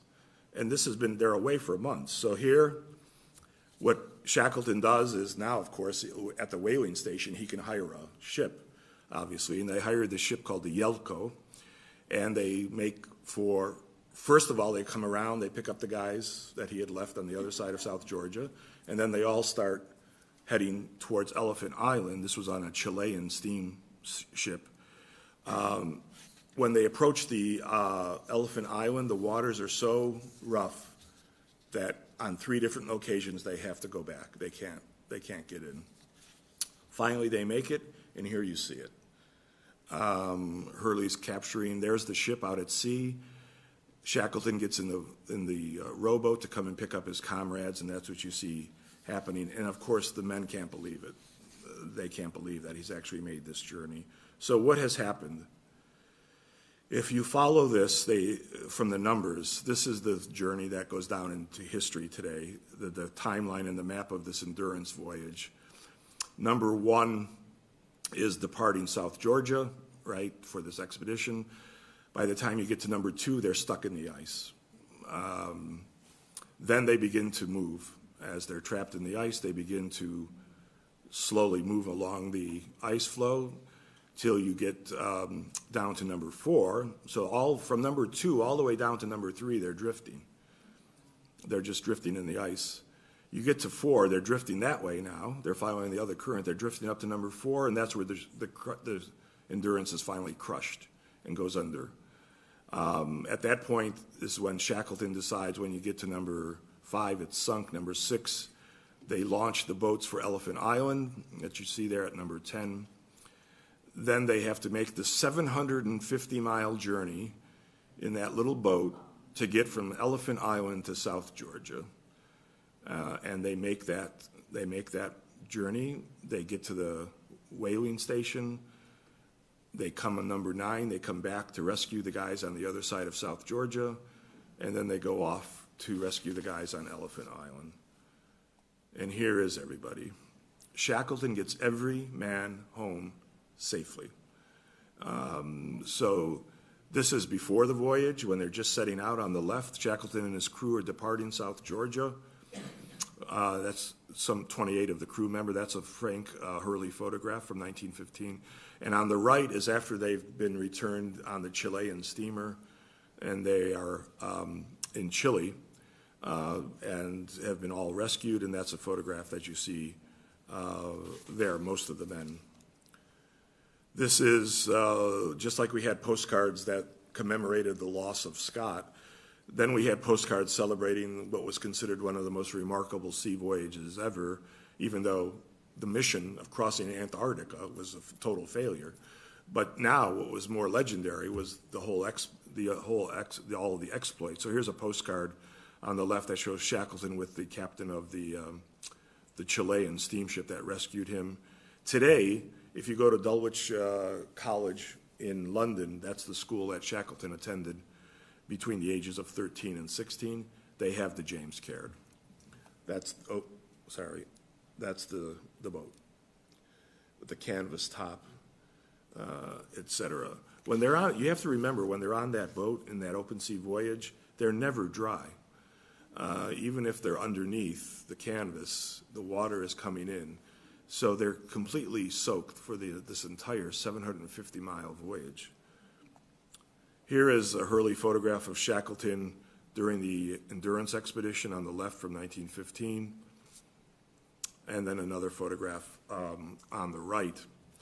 Now this goes into the archives of the greatest sort of navigational and sea voyage certainly in the 20th century for sure. There was a geologist and an Antarctic explorer who had actually traveled with Shackleton on the Nimrod expedition. His name was Raymond Priestley. He had, in fact, been on both expeditions, the Terra Nova and the Nimrod. In 1956, he was giving a speech at a geographical convention society, and he said this: "For scientific discovery, give me Scott. For speed and efficiency of travel, give me Amundsen. But when you are in a hopeless situation, when you are seeing no way out, get down on your knees and pray for Shackleton." Now that is interesting. That's a 56 quote, but it seems to be a paraphrase of what Cherry Garrard, remember the worst voyage in the world I showed you last time? That was written in 1922.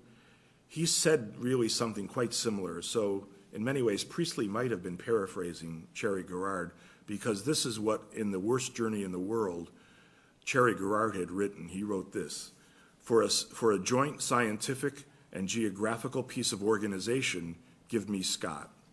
For a winter journey, Wilson.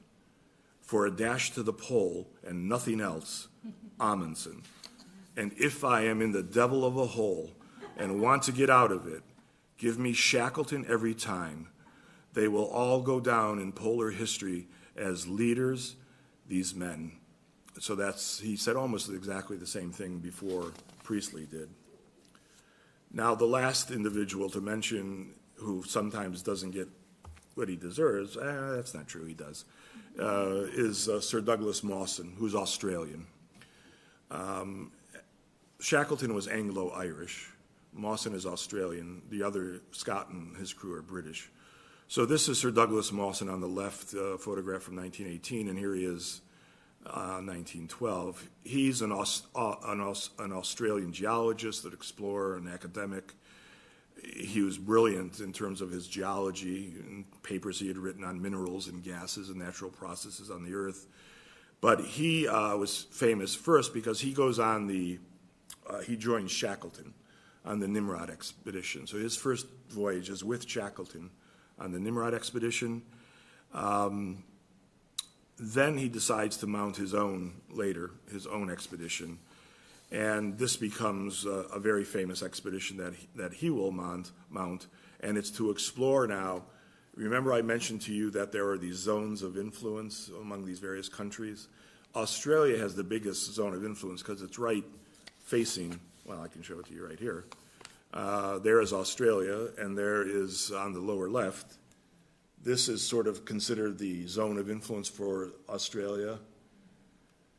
And so Mawson decides this is the area I'm going to map, and I'm going to explore that particular part. So in this other image, you have to be sort of careful how you read this. Here's the Antarctic Peninsula here and here. So you have to get your bearings. It's kind of a topsy-turvy world down there. So Frank Hurley travels with Mawson as well. Frank Hurley, the photographer who had been with Shackleton. So this is Hurley's photograph on the left of the ship that Mawson takes is the Aurora. So this is a glimpse of Aurora from within the cavern in the wall of the shelf ice on Mertz Glacier. So again, we're now, well, I didn't put up the map, but you can see it. And on the right is the Aurora with a group of penguins in the foreground. So again, Hurley becomes the official photographer for this expedition, which was called the Australasian Antarctic Expedition. Here, another famous cavern, but this one is in a different part of the Antarctic, cavern carved by the sea in an ice wall near Commonwealth Bay. This is Frank Hurley.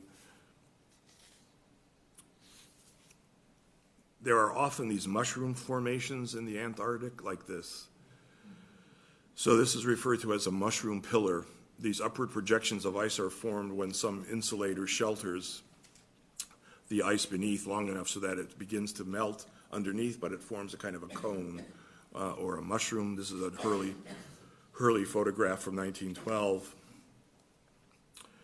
Mawson made his base camp at Cape Denison. This is another one of these famous huts. On the left is a historic photograph. On the right is the way you see the hut today, which has been conserved. So this was his winter headquarters. There were artists on this voyage as well. One was a Dutch artist who has this very long name, Joseph van Waterschoot van der Gracht. He was one of, and I'll show you some of his work in a second. Here's their hut. And the ice and the snow that would form, so that the only way they could get in and out was through the roof. So they would have, these huts would have a trapdoor on the roof, and that's what you see here. This is a man named Xavier Mertz. He's very important on this expedition. He was Swiss. Here's the inside of the hut, the Mawson hut, the living quarters.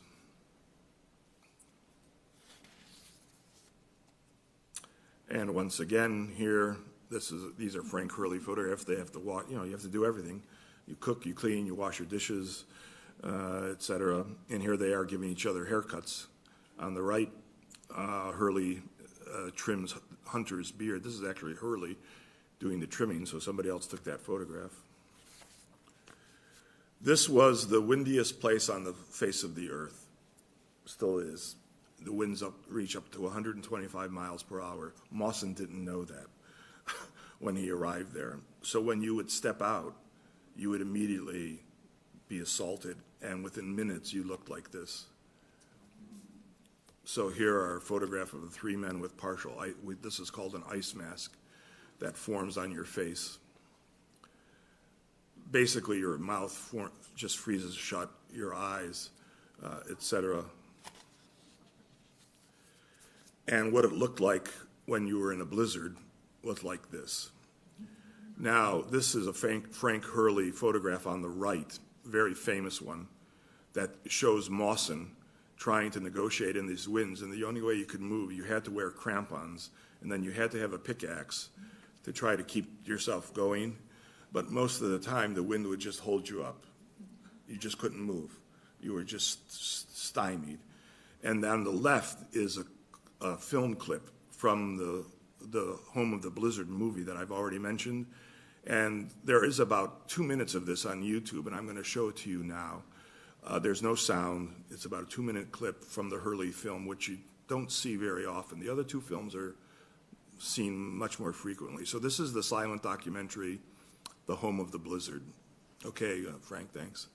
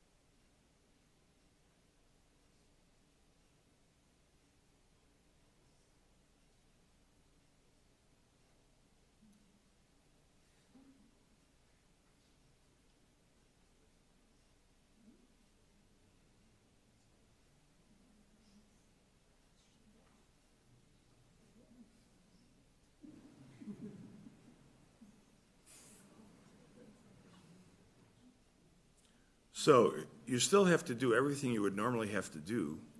You have to go out and take measurements and go to the weather station and organize your food depots and things, but you had to do it in wind that was 125 miles an hour for the most part. I showed you the ice masks that would hit the men. They'd only be out for a matter of minutes, and they would look the way I just showed you. What about the animals? Well, there's some famous early photographs about the poor penguins. This is one of the most famous Frank Hurley photographs. Ice-cased Adelie penguins after a blizzard at Cape Denison from 1911. This guy is very famous because he looks like he is in utter shock. And these other penguins are looking at him as if to say, how did you get into this situation? And that photograph, or that penguin, becomes so famous that when Mawson writes about his expedition, he writes The Home of the Blizzard being the story of the Australasian Antarctic expedition. It's a 2-volume work published in 1915. He puts that guy on the cover. That penguin is on the cover of one of the volumes that you see here. This is another one of the great books about Antarctic exploration. This is a Hurley photograph. Blizzard, this pup's name is Blizzard. So it's Blizzard, the pup in Antarctica from 1911. And on the right is a photograph from another photographer who was on the mission. He's not as well known as Ponting or Hurley. His name is Morton Henry Moyes. And he actually took the photograph on the right, a Weddell seal on Shackleton's ice shelf from 1911. Seals were a key source of protein to sustain the men and the dogs. So it was penguins and seals were an important foodstuff for these Antarctic explorers. One of the other illustrators, draftsmen, painters was this man, Charles Turnbull Harrison. He was born in Tasmania, and here you see him. He wrote another important book of this journey called Mawson's Forgotten Men, the 1911-13 Antarctic Diary of Charles Turnbull Harrison is another important book. Here is Harrison. He's at the far left here. This is the Western Base Party, just like Shackleton and, well, not so much the Shackleton voyage, but the Scott voyage, where he divided the team up into various parties. The same thing was done here. This is the Western Party that included Harrison. Here's Harrison and another man named Andrew Watson playing chess. The Scott Party named their bunks the tenements. These guys named their bunks the grottos. And on the right is an albatross on deck. Now, the albatross, as you probably know, is a sign of good luck for sailors, if it's alive. A living albatross is also a symbol of God's creation and all of that, this link between the natural and the spirit world. Samuel Coleridge's poem, The Rime of the Ancient Mariner, of course, features an albatross, and what happens is the mariner kills the albatross, and the rest of the sailors are mortified because now this is a sign that they're going to have bad luck on their voyage, and indeed they do have bad luck. And that's where and as a result, when he kills the albatross in the poem, his compatriots make him wear it around his neck, the carcass, which is where we get the term to have an albatross around one's neck. This is Harrison's work, The Face of the Shackleton Ice Shelf. Now you see these places named for these various explorers. And the Shackleton Glacier on the right, these are both from 1913. Setting Up Field Camp by Harrison, 1913. Frank Wild's Party on the right. These journals continue to be important. And this is Harrison's journal, his diary, which is today at the library in New South Wales. These are important primary source documents. This guy with the pipe there and the beard is the other illustrator, painter, the Dutchman that I mentioned, Van der Gracht. So here he is on board the ship with Percy Gray on the left, who was one of the second officers. This is one of Van der Gracht's work, Mawson's base camp on the left.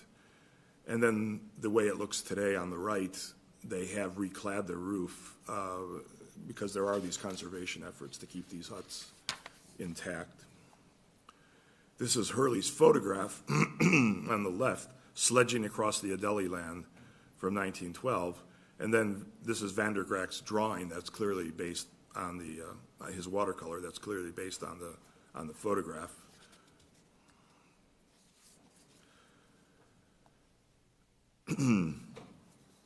Here is a drawing. This is a scene on the left that's a watercolor. I don't have it in color. And it's a scene from this, now the most famous episode of the Mawson expedition, which is his epic sledge journey. And that then gets sort of picked up by artists who commemorate it. So that's what's on the left, and I'm going to talk about this journey now in a second. But on the right is a Frank Hurley photograph of Xavier Mertz. I mentioned him. He was a Swiss member of the team who was an expert mountain climber. And here he is, Xavier Mertz, in charge of the Greenland dogs at the main base camp, exploring the ice ravines near the expedition's main base camp at Cape Denison. He would go right into these crevasses. He was that skilled a climber. Okay, Scott has his tragedy. Shackleton has the most incredible experience of survival. Some people consider this experience of Mawson maybe the most incredible survival story. What Mawson decides to do is to explore this part of the Antarctic that faces Australia. It's referred to as King George V land. And so he's going to go on a sledging journey, which you see here. He's going to go out and then come back. So he takes two men with him, two fellow explorers. Mertz is one of them. Xavier Mertz is one, and Ninnis is the other man's name. They go 300 miles out from base camp. That's what you see. The base camp is in the upper left of that diagram. And so the going out is the blue line. They go 300 miles out, and Ninnis falls through a crevasse.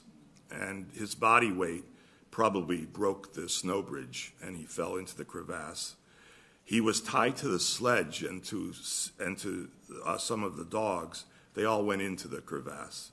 So the 6 best dogs went into the crevasse with Ninnis, and that was the sledge that had most of their rations. It had their tent, much of their food, and other essential supplies that all go down the crevasse. Mertz and Mawson look down in the crevasse. They can see one dog that is injured on a ledge before you go into the deeper part. They can see the dog, and that's about 165 feet below them. They don't see Ninnis. He's gone all the way down, and they never see him again. They hold a brief kind of service for him, and then Mawson and Mertz decide, okay, I think we better go back. So here's the track. They go all the way down here. That's where Ninnis dies, right there, right? And then they decide to turn around and we better head back. They have to go across 2 glaciers, by the way, that are in fact today named for these guys, the Mertz Glacier and the Ninnis Glacier. So they decide that they're gonna go back. They get about 200 miles on the way back, right here, if I can see correctly. And you see it says Mertz dies. And then Mertz is becoming progressively sicker as they're making this, the two of them are making this way back. And at this time, it was unknown to these explorers that the livers of dogs contain extremely high levels of vitamin A. And since they were eating these dogs, they were butchering them and eating them. And in many cases, it was thought that the liver was the best part if you wanted to keep your strength. So on this way back, it seems that Mawson was not eating the liver, but he was giving it, in fact, to Mertz, and Mertz began to suffer from the effects of overdose of vitamin A, which is a horrible way to actually die. He's able to go another 200 miles, and he dies. As I said, today it's well known about excessive levels of vitamin A and where they reside in the livers of these various animals. Mawson now has to go on by himself. He's still got 100 miles to get home. by himself. And as he's going back, he falls into a crevasse. But he's by himself. And he had been tied to his sledge. And when he falls into the crevasse, the sledge is about to go in, but it gets stuck up at the very top. So he's now suspended from the harness right in the middle where he can't reach either end to put his feet up or anything. So he's just hanging there. He's just hanging there. And he does talk about the effect of this. He says that he did think about just cutting the harness and killing himself, letting him just fall. But somehow, despite his weakened condition and the fact that he can't use his feet to help him get up, he just starts to try to hoist himself up with his hands on this harness. And he does, in fact, make it up and out. But on this journey, in terms of what had happened to Mawson and Mertz, they had suffered the effects of dizziness, nausea, abdominal pain, irrationality, mucus fissuring.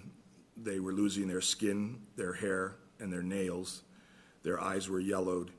And again, in the case of Mertz, the large part of this was the result of having this eaten these livers from the huskies. One of the things, once he got out and was trying now to get the final 100 miles, he decided to limit and to cut his weight as much as he could. So he cut his sledge in half.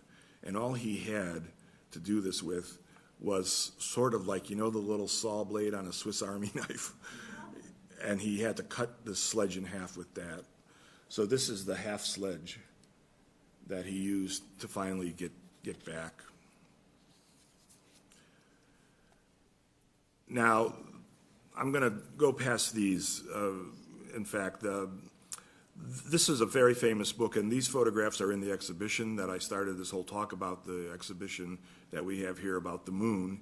And my whole point in these talks was to relate the moon, going to the moon, to these Antarctic expeditions. And this was a book called The Moon, Considered as a Planet, a World and a Satellite from 1874. And what this was a Scottish engineer and artist who would make these little dioramas that he thought looked like the moon's surface, and then they would be photographed. So that's what you're looking at there. It's a little diorama. Here you see these photographs. Some of these are in the exhibition. And they do sort of echo the kinds of landscape of the Antarctic. So this idea of what the moon looked like and what Antarctic looked like. Now, as I said, I'd be remiss if I didn't, as I had with the Arctic, say at least something about the current state of the Antarctic. So as I said, the Antarctic is giant icebergs. They're surrounded by this ice flow. Antarctic sea ice is actually growing. It's strange. Some people think, oh, that means there's no global warming. It doesn't mean that at all. But some people who don't know what they're talking about say that. So regarding temperatures, northwest Antarctica is one of the fastest warming places on Earth. The average midwinter temperatures on that peninsula now have increased by 11 degrees over the past 60 years. In late December, which is the austral summer, average highs can actually exceed 40 degrees. You can now be in the Antarctic and really don't need to wear heavy clothing at certain points of the time. The western Antarctic mainland has seen the average temperature increase by 4.3 degrees since 1958, and that's 3 times the average global rise for that period. Researchers have found that the amount of snow and ice melting in the summer and then refreezing is almost 10 times greater than it was 550 years ago. This rapid melting can lead to the collapse of these icebergs. Now, you may know the story. In 2002, one of the most famous icebergs in the Antarctic collapsed. It's the Larsen B ice shelf, which is right up here. And you see a blow up of this right here. So this is the iceberg here, the shelf. I should say shelf. And that was roughly the size of Rhode Island. And in 2002, it completely collapsed into the sea from warming. So Antarctica contains about 90% of the planet's ice, which is enough to raise global sea levels some 200 feet. So today, the future of Antarctica remains uncertain and certainly precarious. The exploits in the written documents by Scott and Amundsen and Shackleton and Mawson, the related photographs, films, paintings, and drawings by Ponting and Hurley and others created during this heroic age of Antarctic exploration may very well end up being the only evidence we have of a once magnificent lost world. As a postscript, I want to end where we started. This is a photograph of by Neil Armstrong of Buzz Aldrin on the moon. This is in our exhibition from July 20th, 1969. And this is a photograph by Ponting of Robert Falcon Scott on the right near the South Pole on April 13th, 1911. Aldrin walked on the moon at the age of 39. Scott dies in the Antarctic at the age of 43. In 1998, Buzz Aldrin joined the crew of a Russian icebreaker to visit the North Pole. In 2016, he was part of a group visiting the Amundsen-Scott South Pole station when he fell ill and he had to be evacuated out back to New Zealand. In any case, he was there before he got ill.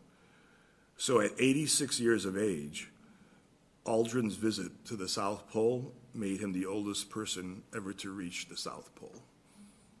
Thanks very much.